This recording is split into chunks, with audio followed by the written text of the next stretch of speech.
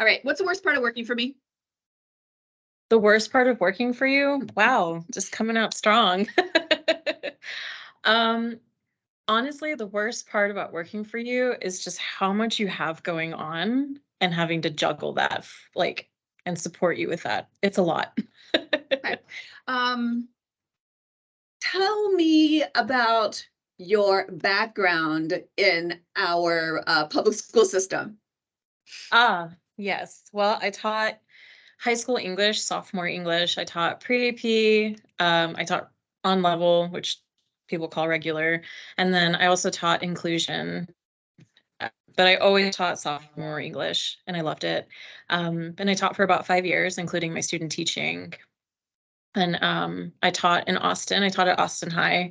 And then I taught in Round Rock, Texas for a year before I left teaching in 2017. So if you compare your experiences with your high school students versus your experiences with our consultants, are there similarities? Okay. Like, are there things you're taking from that work with America's youth to our group of America's best consultants? Oh, that's a really good question. Okay, let me think about that for 1 second. Yeah, I think I think the ability to I think the skill that I learned, the most valuable skill that I learned when I was teaching was patience and understanding and being able to have compassion towards things that might not seem like a big deal to me, but are a big deal to others. And of course, teenagers have hormones going crazy all the time. And so if I'm comparing it to working with consultants or, thinking about how I carry some of those skills over, it's just being able to be somebody who is stable and consistent and supportive to every type of person. Because that's one of the other skills that you learn as a teacher. If you're a good teacher and you're observant, you understand that every student learns differently, just like every consultant operates and works differently. So I think that the biggest skill that I've carried over from teaching into working with consultants Yeah, on a that's an day-to-day amazing basis. I've never thought about it that way. That is an amazing observation. I have a lot of experience with two teenagers in particular, my stepsons, who are now 20-ish and 21-ish.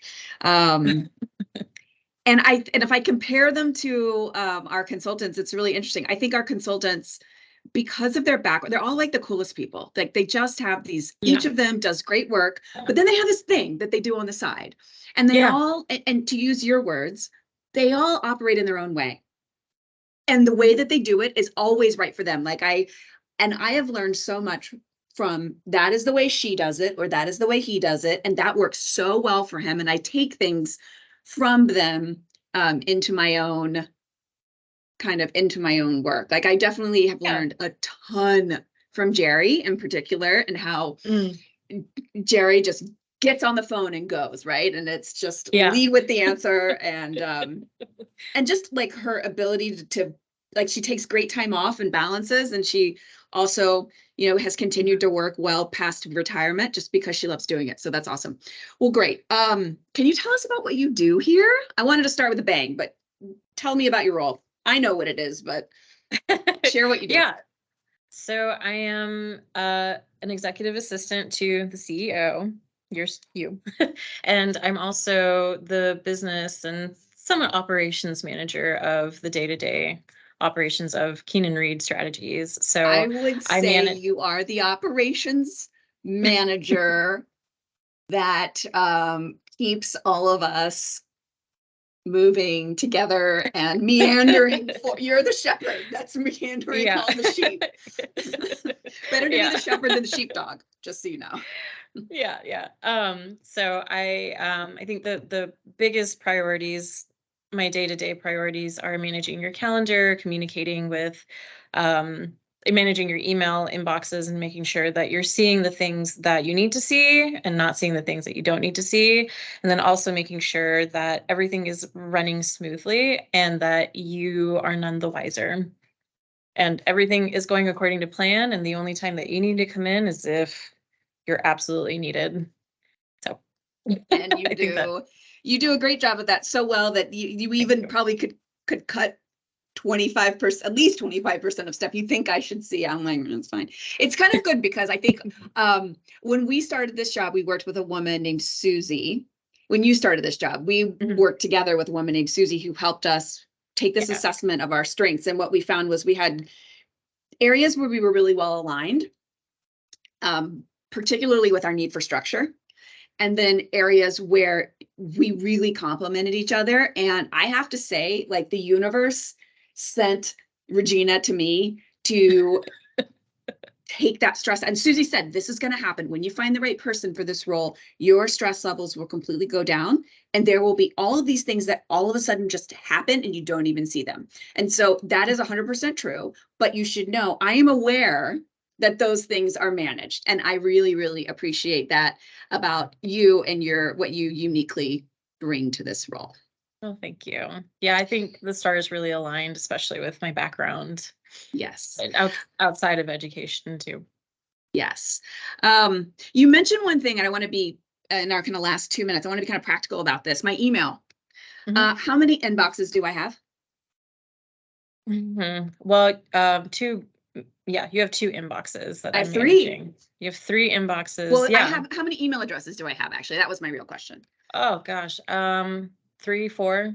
I have 4. I think. Yeah, you have 4. I have 4, of which one is my Gmail, which I don't subject you to, but you manage daily 3 different inboxes on 3 different platforms. Yes. And how many emails do you think I get a day across 3 inboxes? Hundreds. You get hundreds of emails. How do you manage it? I think this is the tactical skill, and I don't think someone needs an assistant to do this.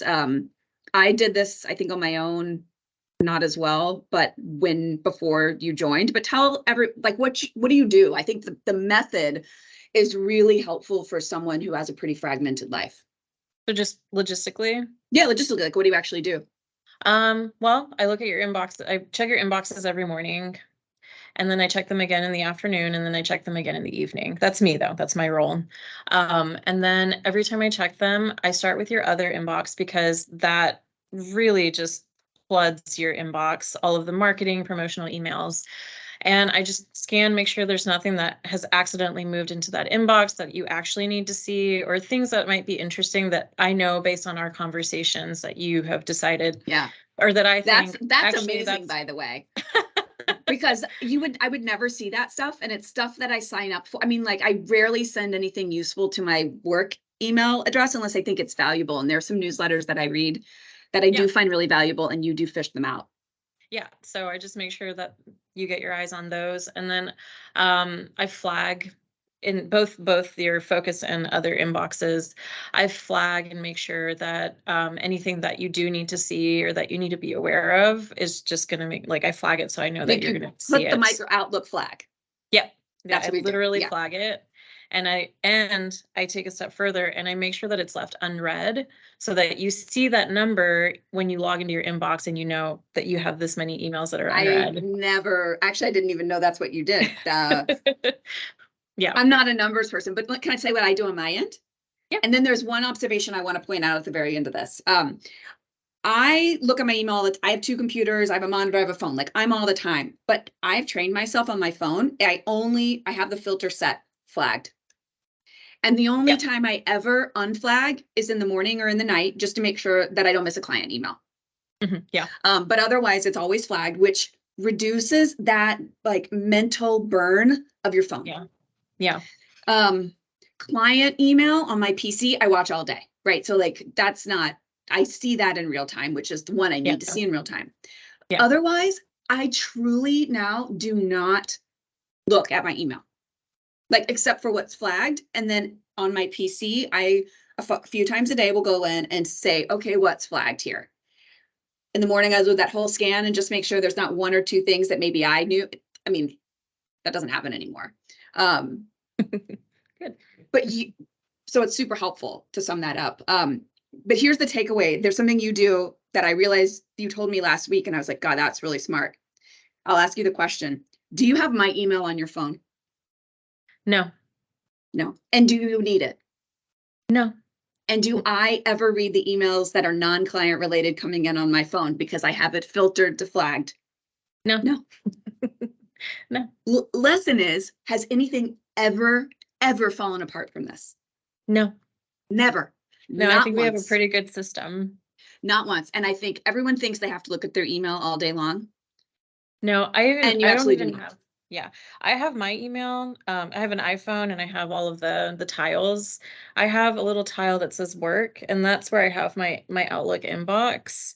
It's Yeah. because I've, like I have, I try to keep work-life balance, but Yeah. also understand that I do need to have an awareness of, if I see my inbox and it's like exploded by the time I've gotten home at the end of the day, I'm like, what's happening? But otherwise, I don't really check Yeah. my inbox once I get home.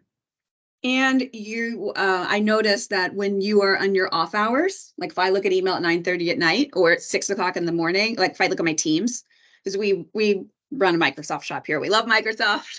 Yes. Love Teams. Love Teams. You have your out of office is on default on your Teams. Yes. Yeah. Which I totally appreciate. And I personally, like, that's not a problem for me because I want you to be off and I want you to be on, because fundamentally, as a part of our culture, like, I think it's really important to have the separation of church and state. But I do think that is a useful trick that commands respect. You are asking for me to respect you. And I think that's a really valuable tool for anybody managing a boss. Ask for subtle things to remind them that you should, and you and your work should be respected. So I applaud you for that. Well, thank But you. I think maybe I'm a little bit unique. You are. And that's what I was going to say, is that I felt empowered to do that because of the conversations that we had when I was onboarding. And you made it very clear that that's what you wanted for me in this role. And so I felt, that helped me feel comfortable to set that boundary. And, as you said, I wish more people did that. it. I wish more of my clients did that in their own work. And some of them do. A lot of them don't. And not every culture is accepting of that. I think in my client culture, it probably is accepted. And I think that's really lucky for those folks that work there. So anyway, well, Regina, you're a huge blessing in our lives. Oh, thank you for everything. And thank you for taking this time with me. Yeah. I'll see you in 5 minutes with Chick-fil-A. Bye.